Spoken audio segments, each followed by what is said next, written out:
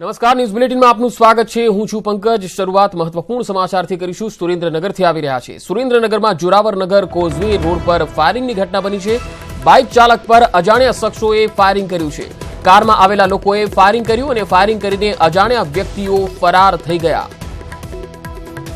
તો સુરેન્દ્રનગરમાં Joravarnagar causeway road પર ફાયરિંગ થયું છે। બાઇક પર કેટલાક અજાણ્યા શખ્સો આવ્યા અને ફાયરિંગ કરીને ફરાર થઈ ગયા। કારમાં આવેલા લોકોએ આ ફાયરિંગ કર્યું હતું। સંવાદદાતા રાજુદાન અમારી સાથે જોડાયા છે। રાજુદાન, જે રીતે ફાયરિંગની ઘટના સામે આવી છે, આ ફાયરિંગ કોના પર કરવામાં આવ્યું હતું અને કોણ હતા આ શખ્સો? શું વધુ માહિતી? જે કહી શકાય કે સુરેન્દ્રનગરના જોરાવરનગર કોઝવે ઉપર ઘટના ઘટી છે। બાઇક સવાર જયારે બાઇક લઈને જઈ રહ્યો હતો ત્યારે અચાનક કારમાં બે શખ્સો ઘસી આવ્યા છે। તેમને ધડાધડ ફાયરિંગ કર્યું હતું। તેમાં આ રણછોડ નામના ભોરવર શખ્સને ઈજા થઈ છે અને દેશી તમંચાથી ફાયરિંગ કરવાનું બહાર આવ્યું છે। હાલ તો ડીવાયએસપી સહિતનો કાફલો તે યુવક જ્યાં હોસ્પિટલમાં છે ત્યાં પહોંચી ગયો છે। તેની સારવારમાં અને વધુ વિગત બહાર આવી રહી છે કે કોઈ ધંધાની હરીફાઈમાં ફાયરિંગ થયેલું પ્રાથમિક બહાર આવી રહ્યું છે। જી રાજુ, આભાર માહિતી આપવા માટે।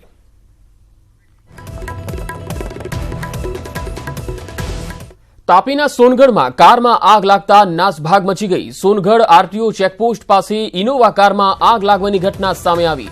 કારનું બોનેટ ખોલતા જ તેમાં વિદેશી દારૂની બોટલો મળી આવી। જોકે કારમાં આગ લાગતા જ કાર ચાલક ફરાર થઈ ગયો હતો। કારમાં આગ લાગ્યાની જાણ સોનગઢ ફાયર ટીમને થતા જ સ્થળ પર તાત્કાલિક પહોંચીને આગ પર કાબુ મેળવવામાં આવ્યો।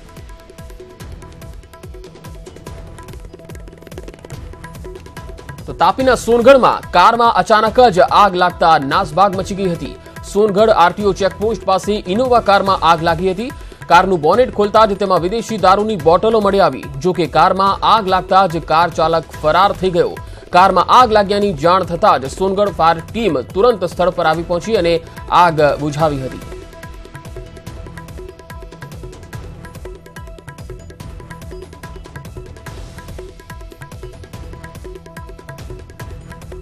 વધુ માહિતી સાથે સંવાદદાતા નરેન્દ્ર ભુવે ચિત્રા જોડાઈ ગયા છે। નરેન્દ્ર, કારના બોનેટમાં વિદેશી દારૂની બોટલો મળી આવી અને એ કારમાં અચાનક આગ પણ લાગી।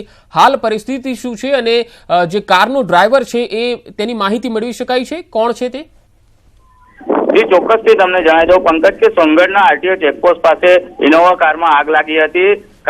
કારની જે આગ લાગી હતી ત્યારે જે આગ લાગતા ડ્રાઈવર ત્યાંથી ફરાર થઈ ગયો હતો। પરંતુ જેવી ફાયર ફાઈટરને ઘટનાની જાણ થતા સોનગઢ ફાયર ફાઈટર ઘટના સ્થળે પહોંચી જઈ આગને કાબુમાં લેવામાં આવી હતી। પરંતુ જે આગને કાબુ લેવા બાદ કારની તપાસ કરતા કારના આગળના ભાગમાં બોનેટમાંથી દારૂની બોટલો મળી આવી હતી। પરંતુ સમગ્ર ઘટના જે આગ લાગતા જે ડ્રાઈવર ફરાર થઈ ગયો છે। હજુ સુધી જે ચાલક છે તેનો કઈ પતો લાગ્યો નથી અને સોનગઢ ફાયર ફાઈટરે ઘટના સ્થળે પહોંચી જે કારમાં આગ લાગી હતી, ઇનોવા કારમાં આગ લાગી હતી, તે કાબુમાં લીધી હતી। જી, આભાર માહિતી આપવા માટે નરેન્દ્ર।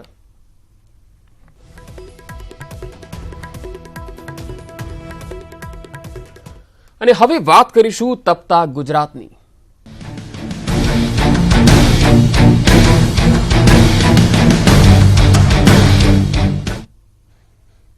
આગામી કેટલાક દિવસોમાં ગુજરાતમાં ભારે ગરમી પડી શકે છે। 26 થી 28 એપ્રિલે રાજ્યમાં હીટવેવની આગાહી કરવામાં આવી છે। અમદાવાદમાં ગરમીનો પારો 44 ડિગ્રીની આસપાસ રહેશે તેવું હવામાન વિભાગનું અનુમાન છે। જ્યારે 26 એપ્રિલે અમદાવાદમાં રેડ એલર્ટ આપવામાં આવ્યું છે। આ ઉપરાંત અમદાવાદ, બનાસકાંઠા, સાબરકાંઠા ગરમ પવનો આ વિસ્તારોમાં ફૂંકાવાની પણ આગાહી કરવામાં આવી છે।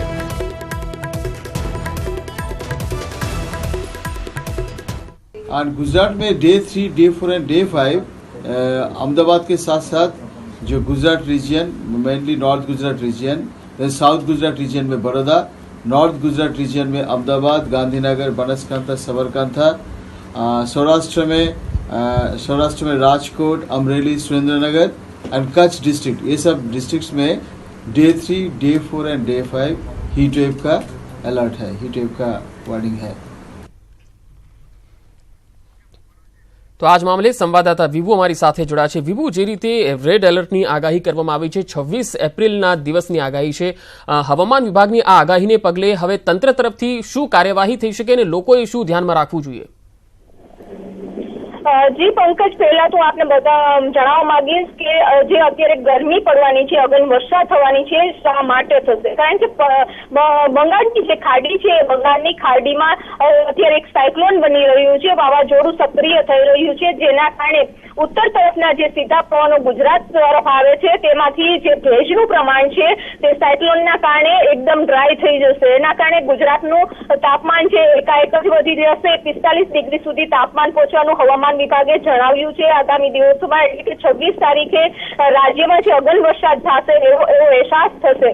કારણ કે ત્યારે લોકોએ ખાસ કરીને ધ્યાન રાખવાનું છે કે જ્યારે ઓરેન્જ એલર્ટ અને રેડ એલર્ટ આપતા હોય છે ત્યારે તાપમાન લોકોએ લાંબા સમય સુધી ન રહેવું જોઈએ. તેના કારણે છે ડિહાઇડ્રેશન થવાના સૌથી વધારે ચાન્સીસ હોય છે. એટલે કે લોકોએ ખૂબ જ ધ્યાન રાખવું પડશે 26, 27 ને 28 તારીખ. જી પંકજ. જી વિભુ, આભાર માહિતી આપવા માટે.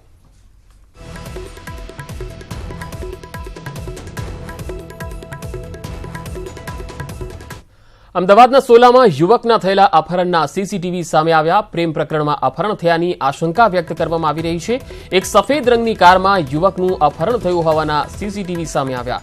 આ દરમિયાન મારામારી અને ઝપાઝપીના દ્રશ્યો પણ સર્જાયા હતા.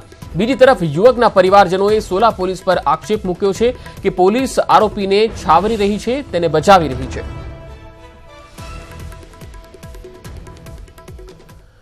અમદાવાદના વસ્ત્રાપુર સ્થિત ઇન્દ્રપ્રસ્થ ટાવરમાં બ્લોક એ નીચેથી એક વ્યક્તિનો મૃતદેહ મળી આવ્યો છે. આ મૃતદેહ ઇન્દ્રપ્રસ્થ ટાવરની બહારની વ્યક્તિનો હોવાનું સામે આવ્યું છે. જોકે આ વ્યક્તિની હત્યા કરાઈ છે કે તેને આત્મહત્યા કરી લીધી છે તે અંગે હવે પોલીસ તપાસ કરી રહી છે.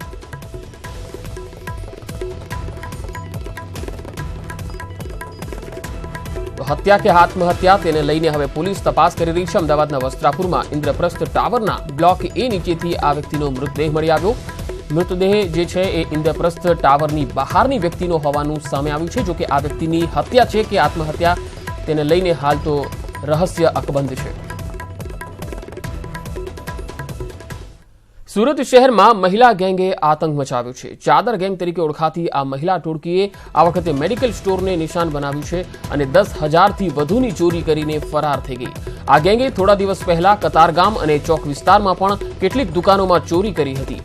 પરંતુ સુરત પોલીસ હજુ પણ આ ગેંગને પકડવામાં નિષ્ફળ રહી છે.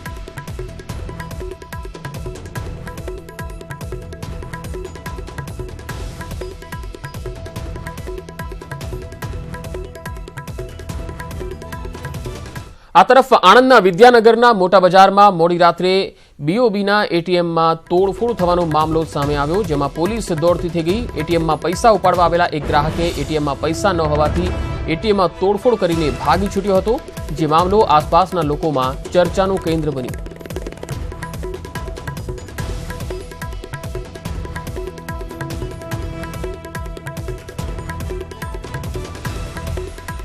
જો તમારા બાળકને સતત ટીવી જોવાની ટેવ હોય તો ટીવી રિમોટથી જરા તેને દૂર રાખજો. ડાંગમાં એક એવી ચેતવણીરૂપ ઘટના બની છે જે જોઈને તમે પણ દંગ રહી જશો. ડાંગના ગોળવહડ ગામે ટીવીનું રિમોટ ફાટતા 9 વર્ષના બાળકને ગંભીર ઈજા પહોંચી છે. ટીવી રિમોટ ફાટવાથી સૂરજ ભાગવત નામના બાળકને ઈજા પહોંચી છે.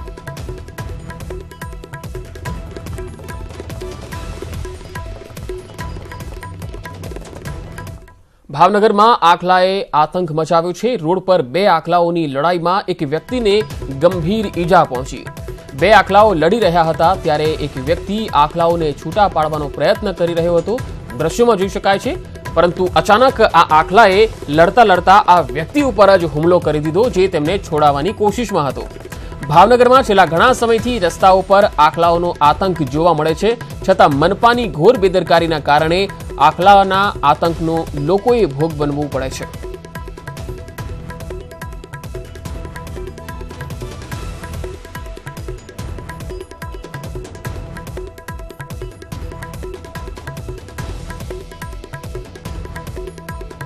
દ્રશ્યોમાં જે જોઈ શકાય છે કે એક વ્યક્તિને જ્યારે આખલો તે એક વ્યક્તિ પર જ્યારે હુમલો કરે છે ત્યારે આ પ્રકારના બનાવો ક્યારે અટકશે? ઢોરના ત્રાસની આ ઘટનાઓ એ પણ જાહેર રસ્તાઓ પર. શું તંત્રને નથી કોઈ દરકાર? કારણ કે લોકો આવા આખલાઓના આતંકનો ભોગ બની રહ્યા છે. કોઈ જાનહાનિ થઈ તો જવાબદારી કોની? ક્યારે અટકશે ઢોરના ત્રાસની આ પ્રકારની ઘટનાઓ?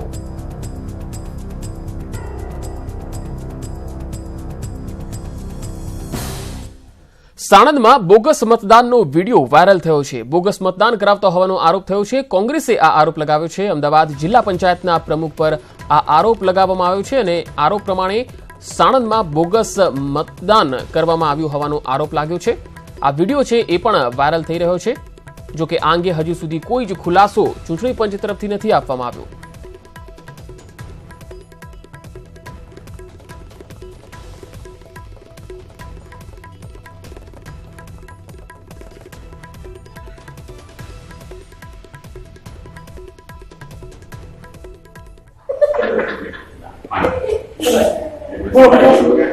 બીજું આ સોનલબેન ગૌતમભાઈ 431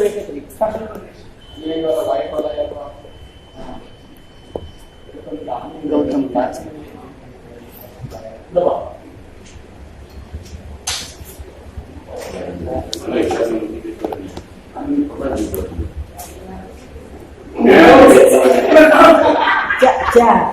430 का गौतम भाई 5 હવે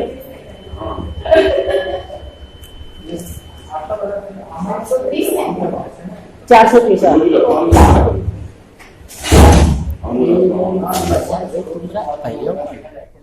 મતદાન સંપન્ન થતા 1 મહિના પછી 23 મેના રોજ મતગણતરી થશે. ત્યાં સુધી વોટ જેમાં છે તે ઈવીએમને 3 લેયર સિક્યુરિટીમાં ગોઠવવામાં આવશે. ઈવીએમ અર્ધલશ્કરી દળના હવાલે કરાયા છે. બીજા લેયરમાં એસઆરપી અને ત્રીજા લેયરમાં સ્થાનિક પોલીસ રહેશે. જ્યારે કે ગાંધીનગર બેઠકના ઈવીએમ ગાંધીનગરની સરકારી સાયન્સ કોલેજ અમદાવાદ અને અમદાવાદ પશ્ચિમ બેઠકના ગુજરાત કોલેજમાં અને અમદાવાદ પૂર્વ બેઠકના જે ઈવીએમ છે તે એલડી એન્જિનિયરિંગ કોલેજના ખાસ સ્ટ્રોંગ રૂમમાં રખાયા છે. જે તે લોકસભાના બેઠકના રિટર્નિંગ ઓફિસર અને રાજકીય પક્ષના પ્રતિનિધિ એવા પંચોની હાજરીમાં વિડીયોગ્રાફી સાથે સ્ટ્રોંગ રૂમને સીલ કરવામાં આવ્યા હતા. એન્ટ્રી એક્ઝિટ માટે એક જ દરવાજો રહે છે, જ્યારે કે બાકીના બારી દરવાજા સીલ કરાયેલા હોય તેવા સ્ટ્રોંગ રૂમને વિધિવત સેન્ટ્રલ પેરામિલિટરી ફોર્સ એટલે કે અર્ધલશ્કરી દળોને સોંપવામાં આવ્યા. ઉપરાંત સ્ટ્રોંગ રૂમની ફરતે સીસીટીવી ગોઠવાયેલા હોય છે. 24 કલાક સર્વેલન્સ માટે ખાસ કંટ્રોલ રૂમ બનાવવામાં આવ્યો છે, જે સ્ટ્રોંગ રૂમની મુલાકાતે આવતા જતા દરેક વ્યક્તિની નોંધ બુકમાં કરાશે. સ્ટ્રોંગ રૂમના પહેલા લેયરમાં સીપીએમએફ અને સીસીટીવીનું સર્વેલન્સ છે. બીજા લેયરમાં એસઆરપીએફ એટલે કે એસઆરપીએફની ટીમ સ્ટ્રોંગ રૂમની ફરતે નજર રાખશે અને ત્રીજા લેયરમાં સ્થાનિક પોલીસ ગોઠવાયેલી હોય છે, જેમાં કુલ 4 પીએસઆઈ અને 35 પોલીસકર્મી તૈનાત રહેશે.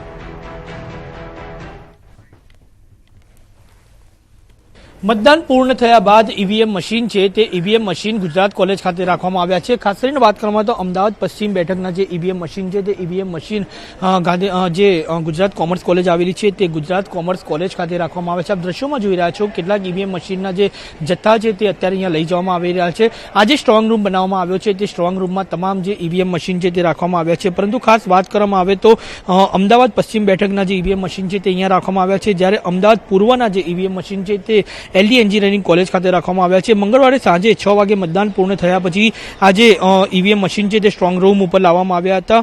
જે રાજકીય પક્ષના પ્રતિનિધિ છે અને રિટર્નિંગ ઓફિસર છે તે લોકોની હાજરીમાં વિડીયોગ્રાફી સાથે આ મશીન છે તે અહીંયા લાવવામાં આવ્યા છે. વાત કરવામાં આવે તો પેરામિલિટરી ફોર્સ સહિત 30 સ્તરીય સુરક્ષા અહીંયા આ જે સ્ટ્રોંગ રૂમ બનાવવામાં આવ્યો છે ત્યાં આગળ રાખવામાં આવશે અને વિડીયોગ્રાફી સાથે આ તમામ મશીન જે છે તે ગુજરાત કોલેજ ખાતે લાવવામાં આવ્યા છે અને 1 મહિના સુધી તેને રાખવામાં આવશે અને 23 મેના રોજ જ્યારે પરિણામ છે ત્યારે તેને બહાર કાઢવામાં આવશે.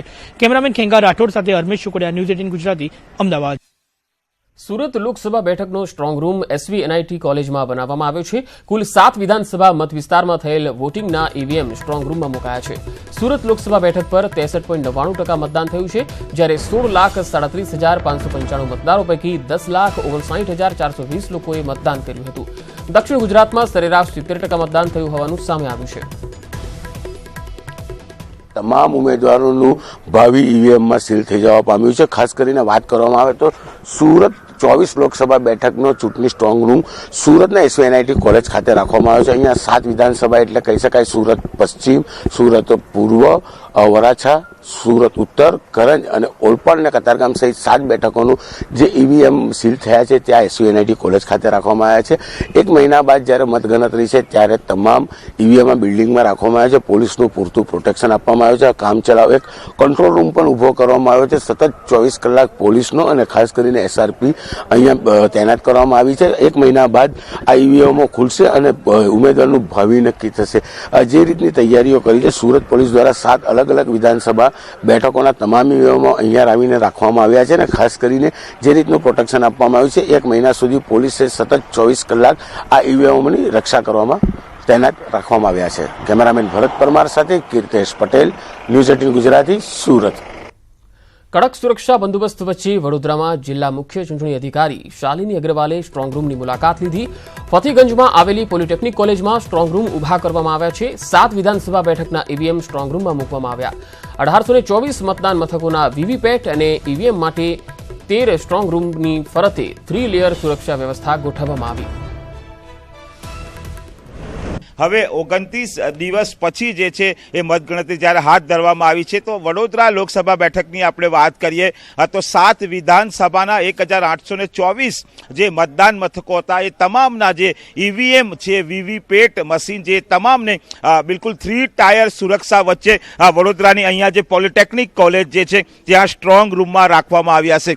ચોક્કસ એક લાંબા સમય પછી આટલો લાંબો ગાળો જે છે એ મતદાન અને મતગણતરી વચ્ચેનો બિલકુલ જોવા મળ્યો છે. એટલે કે 1 મહિના જેટલો સમય છે મતદાન પછીનો, એટલે સ્વાભાવિક છે કે ચૂંટણી તંત્ર માટે આ એક પડકાર પણ કહી શકાય કે ઈવીએમને સુરક્ષિત રીતે 1 મહિનો સાચવવા. અહીંયા પોલિટેકનિક કોલેજ ખાતે 7 સ્ટ્રોંગ રૂમ બનાવવામાં આવ્યા છે, 2 ગ્રામ્ય વિધાનસભાના અને 5 શહેરી વિધાનસભાના, અને આ તમામ સ્ટ્રોંગ રૂમ જે છે તે સુરક્ષા વચ્ચે છે. આપ જોઈ રહ્યા છો કે આ જે પોલિટેકનિક ખાતે જે સ્ટ્રોંગ રૂમ છે એ સીસીટીવી ના બિલકુલ અહીંયા સીસીટીવી પણ છે. બહાર એક સ્ક્રીન લગાડવામાં આવ્યો છે. અહીંયા પોલીસના ઉચ્ચ અધિકારીઓ જે છે એ મોનિટરિંગ કરી રહ્યા છે અને સીસીટીવીની નજરમાં તમામ સુરક્ષા વ્યવસ્થા રહેશે. આમ 1 મહિના બાદ જે મતગણતરી હાથ ધરશે તેને ઈવીએમની સાચવવાની વ્યવસ્થા વડોદરાના પોલિટેકનિક કોલેજ વચ્ચે સુરક્ષા વ્યવસ્થા વચ્ચે રાખવામાં આવી છે. સમાચારોમાં આગળ વધીએ. માણાવદર વિધાનસભાની ચૂંટણીમાં ગેરરીતિની ફરિયાદ થઈ છે. કોંગ્રેસના ઉમેદવારે ચૂંટણી પંચમાં આ ફરિયાદ કરી છે. 3 બૂથ પર ફેર મતદાનની માગણી કરાઈ છે. મતદાન મથક સુરક્ષા વ્યવસ્થાને લઈને સવાલ ઉઠાવવામાં આવ્યા છે. અરવિંદભાઈ લાડાણીએ ચૂંટણી પંચને ફરિયાદ કરી છે. માણાવદરના રફાડા, કોયલાણા અને વાલી ઝાપા બૂથમાં ફેર મતદાનની માગણી કરાઈ છે. મતદાન મથક પર સુરક્ષા વ્યવસ્થાને લઈને પણ સવાલ ઉઠાવવામાં આવ્યા છે. માણાવદર તાલુકામાં લોકસભા અને ધારાસભા બંનેની ચૂંટણી હતી. આમાં માણાવદર તાલુકાનું રફાડા ગામ અને કોયલાણા ગામ. કોયલાણા ગામમાં 3 બૂથ છે, રફાડામાં 1 છે અને એક વંથલીનું બૂથ છે, વલીજાપા કહેવાય છે, વાલીજાપા. આ 5 બૂથની અંદર આ લોકોએ બોગસ મતદાન કરેલ છે. બોગસ મતદાન એટલે કે કોઈ મતદાર આવે, આંગળીનું ટપકું થઈ જાય, પછી એને પાછા મોકલી દે ને એ મત ત્યાં બટન દબાઈ આવે. ગુજરાતમાં લોકસભાની ચૂંટણી પૂરી થયા બાદ ઉમેદવારો થોડા હળવા મૂડમાં જોવા મળી રહ્યા છે. ખાસ તો રાજકોટના કોંગ્રેસના લોકસભા ઉમેદવાર લલિત કગથરાએ ઘણા સમય બાદ પરિવાર સાથે હળવાશનો સમય પસાર કર્યો અને પરિવાર સાથે ભોજનની મજા માણી. ન્યૂઝ 18 ગુજરાતીએ લલિત કગથરા અને તેમના પરિવાર સાથે વાત કરતા તમામે જીતનો આશાવાદ વ્યક્ત કર્યો. લોકસભાની ચૂંટણીના ઉમેદવારોનું ભાવિ છે તે ઈવીએમમાં સીલ થઈ ચૂક્યું છે અને હવે 23 મેના રોજ ખબર પડશે કે આખરે બાજી કોણે મારી છે. પરંતુ તે પહેલાં કહી શકાય કે ઉમેદવારો છે તે પોતાના પરિવાર સાથે હળવા મૂળની અંદર કહી શકાય કે જમી રહ્યા હોય તેવું દ્રશ્યો આપ જોઈ શકો છો. આ દ્રશ્યો છે રાજકોટ લોકસભાના કોંગ્રેસના ઉમેદવાર લલિતભાઈ કગથરાના અને કહી શકાય કે તેઓ પરિવાર સાથે જે છે હળવા મૂળની અંદર કહી શકાય કે જે જમણ છે તે માણી રહ્યા છે. ત્યારે આપને હું તેમનું જે ડાઇનિંગ ટેબલ છે તેનું જે માહોલ છે તે બતાવવાનો પ્રયત્ન કરી રહ્યો છું. ચોક્કસ જોઈ શકાય છે કે ડાઇનિંગ ટેબલ ઉપર તેમના ધર્મપત્ની પણ છે અને બંને દીકરા કહી શકાય કે તે પણ હાજર છે. તો બંને પુત્રવધુ સમાન દીકરીઓ પણ હાજર છે. ત્યારે લલિતભાઈને જ પૂછવાનો પ્રયત્ન કરીશું. શું કહેશો, ખાસ કરીને છેલ્લા કેટલાય સમયથી આ વ્યસ્તતા હોય છે, 3 થી 4 કલાકનો જ સમય સુવા મળતો હતો, શું કહેશો આ વિશે અને હાલ અત્યારે આપ મજા માણી રહ્યા છો? મને આજે બહુ આનંદ થયો કે આટલા ટાઈમ પછી ઘરના તમામ મેમ્બરો સાથે જમવાનો લાભ મળ્યો. છેલ્લા 1.5 મહિનાથી હું બહાર વિસ્તારમાં રખડતો, સવારે 6 વાગે નીકળી જાઉં, રાતના 3 વાગે આવવાનું થાય. મને એક મારું વ્યાજ એટલે મારો વિહાન વિશાલનો સન એને મિસ કરતો હતો. કુટુંબના બાકીના સભ્યો તો મળતા હતા ક્યાંક ક્યાંક, દીકરીઓ બધી પ્રચારમાં જતી હતી એની મમ્મી સાથે. તમામ સગાવાલાઓ બધાએ ખૂબ મહેનત કરી છે, તમામ કાર્યકરો બધાએ ખૂબ મહેનત કરી, તમામનો આભાર.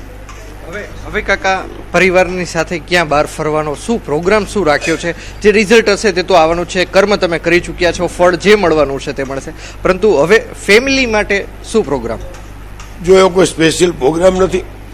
અમે સંયુક્ત ફેમિલી છે. આ સાથે લગભગ 35-40 લેડીઝો એ પ્રચાર કરતા હતા.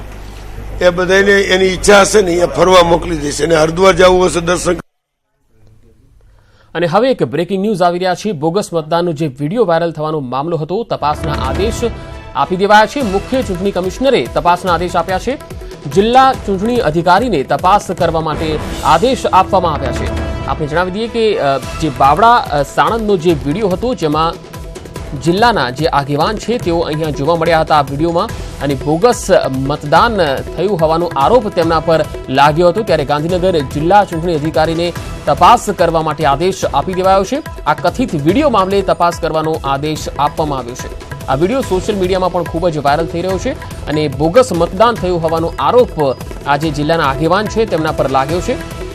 ત્યારે મુખ્ય ચૂંટણી કમિશનર પાસે આ વિડીયો જતા જ તેમણે તુરંત તપાસના આદેશ આપ્યા છે.